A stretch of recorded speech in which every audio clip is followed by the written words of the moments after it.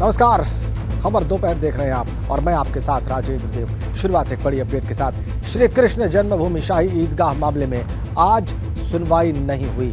बरसाना की लठमार होली के चलते दोपहर में कोर्ट में नो वर्क।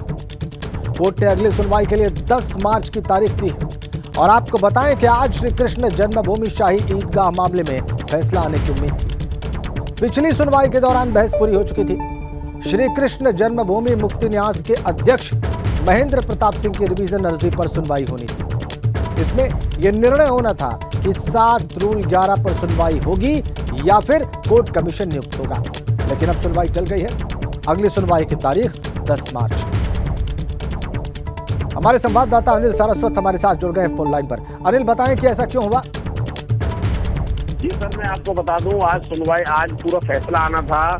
यहाँ पर बहुत बड़ा फैसला आना था कि 7 रूल 11 पर सुनवाई होगी या कोर्ट कमीशन नियुक्त होगा। इस पर मथुरा कोर्ट का फैसला देना था, लेकिन मथुरा की जो बरसाना स्थित जगह है वहाँ पर आज की विश्व प्रसिद्ध लठमार होली होती है। इसके चलते यहाँ पर कोर्ट में नो वर्क हुआ है और नो वर्क के चलते आज इस पर कोर्ट ने फैसला नहीं दे पाई है और इसमें आगे सुनवाई के लिए 10 मार्च की कोर्ट ने जो डेट है वो मुकर्रर की है। अब 10 मार्च को ही कोर्ट इस पर कुछ फैसला देगी कि 7 रूल 11 पर पहले सुनवाई होगी या कोर्ट कमीशन होगा नियुक्त। जी बहुत धन्यवाद आपका।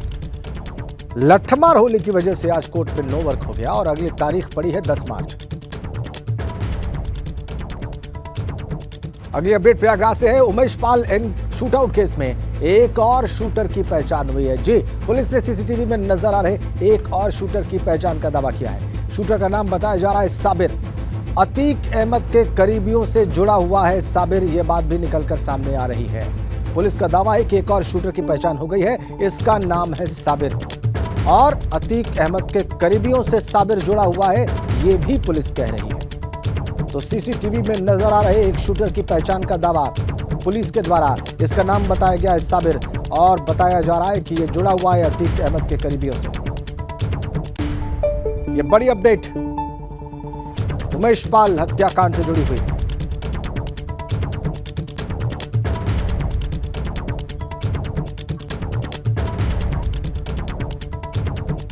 हमारे साथ हमारे संवाददाता मोहम्मद मोइन जुड़ चुके हैं प्रयागराज से। वो ज्यादा जानकारी देंगे पुलिस के इस दावे के बारे में, साबिर के बारे में। मोइन, हमारे दर्शक जरूर जानना चाहेंगे, क्योंकि पूरी फुटेज हम देख रहे हैं और शूटर्स को भी हम देख पा रहे हैं उस दिन जिस दिन ये शूट आउट हुआ और उमेश पाल की हत्या की गई। इनमें से किसको साबिर बता रही है पुलिस? देखिए, जो सीसीटीवी फुटेज सामने आया था उसमें से कुल 9 अपराधियों, जो लोग वारदात में शामिल थे, 9 लोगों के चेहरे सामने आए थे। उन चेहरों को तलाशने का काम पुलिस कर रही थी, एसटीएफ की टीमें कर रही थी, लेकिन उसे कामयाबी नहीं मिल पा रही थी। आज पुलिस को बड़ी कामयाबी मिली है। पुलिस ने 2 शूटरों की पहचान कर ली है। इनमें से एक का नाम साबिर बताया जा रहा है और ये बताया जा रहा है कि अतीक अहमद गिरोह के कई ऐसे लोग हैं जिनसे साबिर का सीधा संपर्क हुआ करता था। और दूसरे शूटर की पहचान गुलाम के तौर पर हुई है और गुलाम नाम का जो ये अपराधी है, आपको बता दें कि इसके खिलाफ नामजद FIR दर्ज हुई थी। उमेश पाल के परिवार वालों ने इसे सीसीटीवी फुटेज के जरिए इस पर शक जताया था और ये शक जो है अब वो पुलिस ने पुख्ता तौर पर बदल लिया है, पहचान कर ली है। तो 9 में से कुल 2 शूटरों की पहचान हो चुकी है। एक का नाम साबिर है और दूसरे का नाम गुलाम है। और गुलाम के बारे में जानकारी ये मिली है कि वो प्रयागराज का ही रहने वाला है। प्रयागराज का रसूलाबाद इलाका है, वहां का रहने वाला है और इसकी हिस्ट्री शीट है। ये पहले भी कई आपराधिक वारदातों में शामिल हो चुका है। हत्या के मामले में ये जेल भी जा चुका है और पुलिस जो है सरगर्मी से इसकी तलाश कर रही है। दूसरे जो शूटर है, दूसरे शूटर का नाम साबिर बताया जा रहा है। हालांकि साबिर के बारे में जो पुलिस के सूत्र हैं उन्होंने बहुत ज्यादा जानकारी शेयर नहीं की है। बस ये बताया है कि अतीक गैंग के जो कई बहुत सक्रिय सदस्य हैं उनका राइट हैंड हुआ करता था ये साबिर और वारदात के बाद से ये दोनों लगातार फरार हैं। जी, बहुत धन्यवाद आपका। साबिर और गुलाम 2 शूटर्स की पहचान की है पुलिस ने, ऐसा पुलिस का दावा। और एक और बड़ी खबर, हत्याकांड में बिरयानी कनेक्शन भी सामने आया है। अतीक के करीबी बिरयानी शॉप संचालक की संदिग्ध भूमिका भी सामने आ रही है। वारदात में इस्तेमाल क्रेटा कार बिरयानी शॉप संचालक की थी, ये बात भी निकलकर सामने आ रही है। संचालक नफीस अहमद ने कुछ महीने पहले कार को बेचा था। जीटीबी नगर की रहने वाली महिला ने यह कार खरीदी थी। क्रेटा कार पकड़े जाने के बाद से बिरयानी शॉप संचालक नफीस फरार बताया जा रहा है। सिविल लाइंस इलाके में ईटॉन के नाम से चलती है नफीस की बिरयानी शॉप। एसटीएफ की टीम ने नफीस के घर और रेस्तरां पर छापेमारी की है। कार खरीदने वाली महिला भी फरार बताई जाती है। नफीस और रुखसार के फरार होने से शक और गहरा गया है एसटीएफ का। नफीस और रुखसार के फरार होने की वजह से जांच एजेंसियों का शक गहराया है।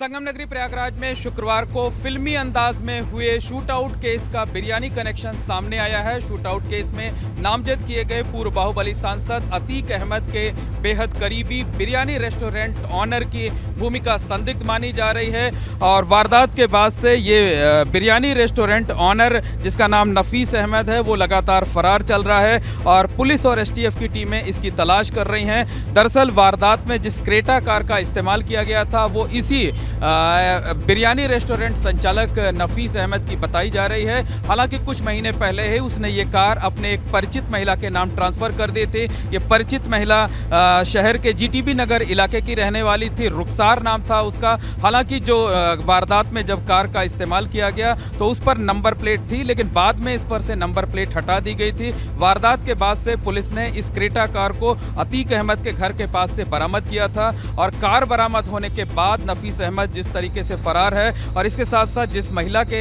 रुखसार नाम की जिस महिला के नाम कार थी वो जिस तरीके से फरार है, उसके बाद पुलिस और एसटीएफ का शक गहरा गया है। पुलिस इन दोनों की तलाश कर रही है और इस वक्त हम मौजूद हैं प्रयागराज के उसी बिरयानी रेस्टोरेंट में जहां पर नफीस अहमद का ये पूरा काम चलता था।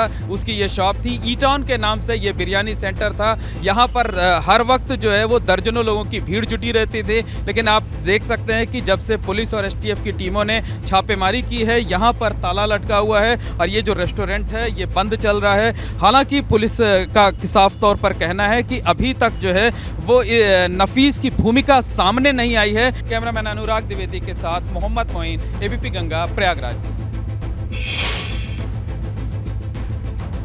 देखा आपने पूरी रिपोर्ट। 1 साल बाद उसके पुराने रेस्तरां पर भी बुलडोजर चल चुका है, ये आपने देखा। इधर सपा अध्यक्ष अखिलेश यादव ने एनकाउंटर पर सवाल उठाए। सरकार को खुश करने में जुटा है पुलिस प्रशासन, ये कह रहे हैं अखिलेश यादव। कानून व्यवस्था डायलॉग और सताकर नहीं सुधरेगी, ये भी कह रहे हैं अखिलेश यादव। नफरत फैलाकर कानून व्यवस्था ठीक हो सकती है क्या, ये पूछ रहे हैं अखिलेश यादव। और ऐसा कहते हुए, ये सवाल पूछते हुए वो एनकाउंटर पर भी सवाल खड़े कर रहे हैं। वो ये कह रहे हैं कि सरकार को खुश करने में जुटा हुआ है पुलिस प्रशासन और डायलॉग से और सताकर कानून व्यवस्था नहीं सुधरेगी। नफरत फैलाकर कानून व्यवस्था ठीक हो सकती है क्या, ये प्रश्न भी पूछते हैं अखिलेश यादव सवाल उठाते हुए। बड़ी अपडेट, एनकाउंटर पर अखिलेश यादव ने सवाल उठाए। कल उत्तर प्रदेश पुलिस ने एक आरोपी का एनकाउंटर किया था और इसी एनकाउंटर पर सवाल खड़े कर रहे हैं अखिलेश यादव।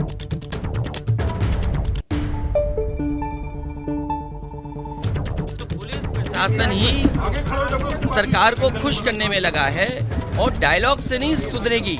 ये सरकार सोचती है डायलॉग से, किसी को सता के, नफरत फैला के लॉ एंड ऑर्डर ठीक हो सकती है। और ये अमेठी की पहली घटना नहीं है, इससे पहले भी डबल एंड ट्रिपल मर्डर हो चुका है अमेठी में, इलाहाबाद में और जगह से भी सूचना उत्तर प्रदेश में आती है। आखिरकार सरकार जिस तरीके से डबल ट्रिपल मर्डर हो रहे हैं, क्या उनका भी इनकाउंटर करेगी? क्या इनकाउंटर यही है? और फिर मैंने सदन में कहा कि सरकार को टॉप 10, टॉप 100 सूची माफियाओं की जारी करनी चाहिए। सरकार ये जब कहती है मिट्टी में मिला देंगे, तो टॉप 10, टॉप 100 की सूची जारी करने में सरकार को क्या दिक्कत है? इधर प्रयागराज में एनकाउंटर पर बोले हैं सपा विधायक जाहिद बेग। कह रहे हैं टीवी पर दिखाए गए चेहरे से मारे गए आरोपी का चेहरा मैच नहीं कर रहा। जिस चेहरे को जनता ने देखा वो चेहरा एनकाउंटर में दिखाई नहीं दिया। ये बयान है जाहिद बेग का, समाजवादी पार्टी के विधायक। उस साजिशकर्ता से पूछना चाहता हूं जो साजिश कर रहा है कि जब इलाहाबाद में उपचुनाव हुआ था, किसके कहने पर रातों रात चुनाव आयोग ने, जिसका नाम माननीय नेता सदन ले रहे हैं, इलाहाबाद के अंदर पहुंचाने का काम किया था। ये सवाल जनता जानना चाहती है। दूसरा ये है जो क्लिप दिखाई गई है, इनकाउंटर हुआ होगा, रहा होगा, हमने जानकारी नहीं है, लेकिन जो चेहरा जनता ने देखा जो चेहरा जनता ने देखा, जो चला स्क्रीन पे चला, टीवी पे चला, वो चेहरा इन काउंट में दिखाई नहीं दे रहा है। इधर प्रयागराज उमेश हत्याकांड पर बोले हैं डिप्टी सीएम ब्रजेश पाठक। वो कह रहे हैं हमारी सरकार जीरो टॉलरेंस पर चलती है। उमेश हत्याकांड के सभी गुनहगार पकड़े जाएंगे। सपा आरोप अपराधियों की नर्सरी है और फास्ट ट्रैक कोर्ट में ले जाएंगे प्रयागराज मामले को, ये कह रहे उप मुख्यमंत्री ब्रजेश पाठक।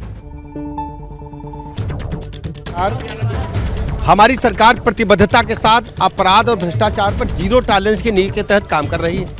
प्रयागराज की घटना में सारे दोषी पकड़े जाएंगे और उन्होंने कानून के तहत कड़ी से कड़ी सजा हम देने जा रहे हैं। ये पूरा प्रदेश जानता है, देश जानता है कि समाजवादी पार्टी अपराधियों को पुष्पित पल्लवित करने के लिए लगातार काम करती रही है। मैं अगर दूसरे शब्दों में कहूं तो अपराधियों की नर्सरी बनकर के पूरे देश में उभरी है। मैं दावे के साथ कह सकता हूं कि आज उत्तर प्रदेश में पूरी तरह से माफिया साफ हो गए हैं। जो भी घटनाएं हमारे लिए चुनौती हैं, हम सभी घटनाओं को गंभीरता के साथ लेते हैं और हमारी सरकार पूरी प्रतिबद्धता के साथ अपराध के जीरो टॉलरेंस की नीति के तहत काम कर रही है।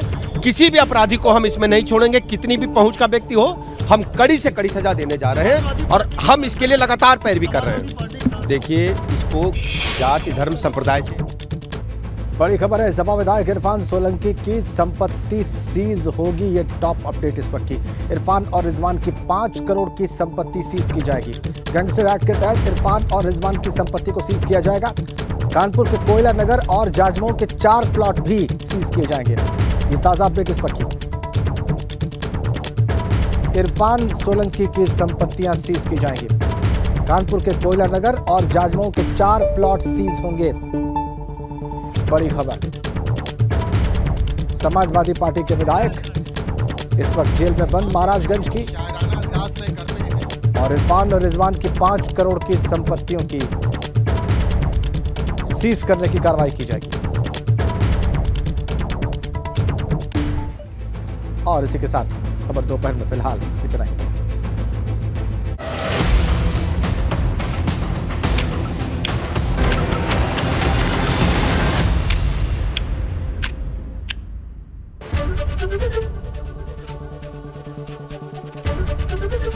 एबीपी गंगा, खबर आपकी, जुबान आपकी।